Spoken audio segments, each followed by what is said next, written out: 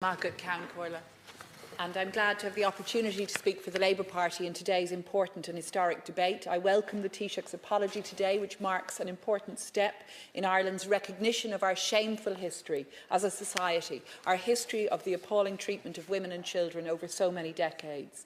It recognises that far too many of our people were incarcerated in reformatory and industrial schools, in Magdalen laundries and mother and baby homes and other institutions, in what is a very recent and shameful history, and we acknowledge that today. Abuse was systemic, it was known about, it was covered up and brushed under the carpet. And it has taken brave and courageous survivors over many years to shine a light into that dark and shameful history. And I want to acknowledge the mighty M's who are here today. Mary Donovan, Miriam Moriarty Owens, Mary Dunlevy, Greene, Maurice, Patton, O'Connell. I want to welcome you, I want to welcome your families, your supporters. I know there are many here in the gallery and many watching online. I want to welcome Carmel McDonnell Byrne and so many more. And I want to thank and to acknowledge the late Christine Buckley. Carmel reminds me that it's 30 years this Sunday since Dear Daughter was aired, that groundbreaking documentary made by the late Louis Lentin, in which Christine described her horrific abuse in Goldenbridge. And again, Carmel reminds me, and I had the privilege, I should say, of knowing Christine, who died so sadly in 2014, but Carmel reminds me, Christine said about her appalling experiences of abuse, she said, "We need a year's counselling for every day we spent in those hellholes, those hellholes." And I had the privilege of representing survivors of abuse before the Residential Institutions Redress Board in a previous life as a barrister, and I heard firsthand from people about the utterly horrifying experiences they endured, the appalling abuse, the vindictive, systemic, sadistic abuse that they experienced in those institutions. It stays with, I think, any of us who've spoken with survivors, it stays with us all. And I want to thank you all for shining a light into what had gone on for far too long, and as I said, what was known about, what was covered up, what was systemic in so many institutions. It has taken great bravery, it's taken courage of survivors to shine a light, and the campaign has taken far too long. The trauma we know inflicted upon you at such a young age will last a lifetime. And you shouldn't have had to protest so long in this latest stage of seeking justice. Meetings with survivors who were protesting outside Leinster House last autumn should not have been postponed or delayed, because we know delays magnify hurt. I'm glad the protest did culminate in the commitment from government for today's state apology, but the apology must have meaning, it must have impact. And I do welcome, Taoiseach, and Tánaiste, the package of measures you've announced to include financial assistance, prioritised access to social housing, trauma-informed healthcare and education supports. These are welcome. But survivors tell me that they're now keen to get a timeline of when those services will be put in place. They and their families are understandably anxious to know when the commitments will be upheld, when will the services be made available. Clearly, the first important part of continuing to right historical wrongs is the apology today. But we must, all of us, collectively ensure that proper justice, full justice and redress is delivered to provide dignity and closure to a group of people who have suffered for so long. Thousands of children subjected to systemic and sustained abuse at industrial and reform schools going back to the 40s. Physical, sexual, emotional abuse in schools operated largely by religious orders, but funded and supervised by state entities. Neither the Church nor the state intervened to prevent mistreatment.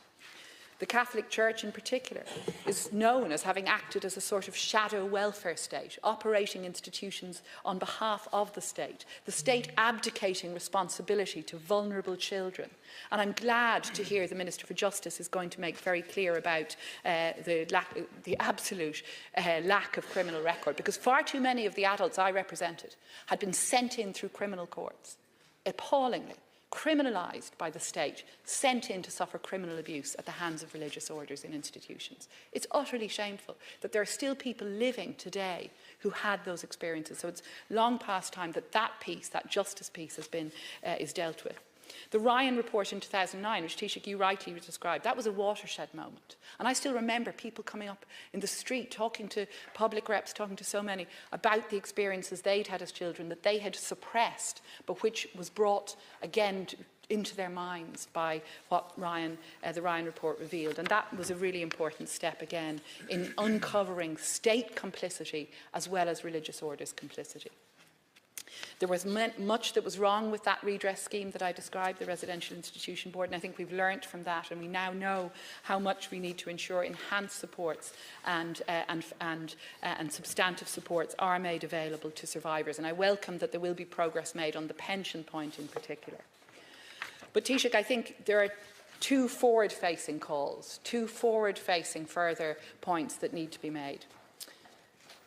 The first relates to our duty as legislators. We need to identify and address gaps in child protection legislation to ensure that our legislation is now robust, is now fit for purpose, and that the state is no longer able to outsource or neglect the care of our most vulnerable in our society. And I'm thinking of those who are still in congregated settings, those children, for example, who come here as unaccompanied minors who are in state care, children in state care in many different settings where, again, we owe a duty and we must ensure we don't fail again. But the second call is to ensure that the religious orders are made accountable. And I've spoken before about how the churches, but in particular the Catholic Church, enabled a culture of secrecy and cover-up to develop for far too long. How for far too long also church authorities were very slow to pay due redress, that the state paid a huge share of redress despite having been promised that religious orders would engage in delivering justice. The Labour Party has introduced a bill that seeks to address that imbalance, as you know, Taoiseach. Our bill seeks to facilitate civil proceedings against unincorporated bodies such as religious orders. It provides a mechanism for recovering damages from the associated lay-run trusts set up by so many religious orders to hold their assets, so that those assets can no longer be pursued for unpaid redress. Successive governments have repeatedly failed to compel religious orders to pay their fair share of redress, and many continue to evade responsibility. Our Labour bill is now in the lottery for debate in private members' time. It's about ending that evasion and ensuring that religious orders face accountability, and that religious institutions that enabled or ignored abuse for far too long, or enabled the perpetration of abuse for far too long, must be held accountable for the harm that they caused. If we pass this legislation, the Oireachtas has an opportunity to take a meaningful further step towards justice, dignity and truth for survivors, because we cannot simply appeal to the moral duty of religious orders to ensure that victims receive the justice they deserve. We've seen slow pace of action, avoidance of responsibility and legal obfuscations for far too long.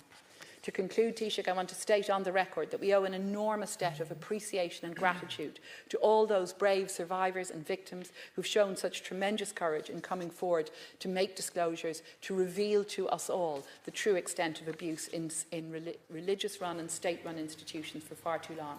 I hope that all those survivors and victims and their families watching and listening today will find some solace in today's proceedings. I do welcome the apology, and I do believe we still need to do more to ensure true justice for survivors. Thank you, Deputy.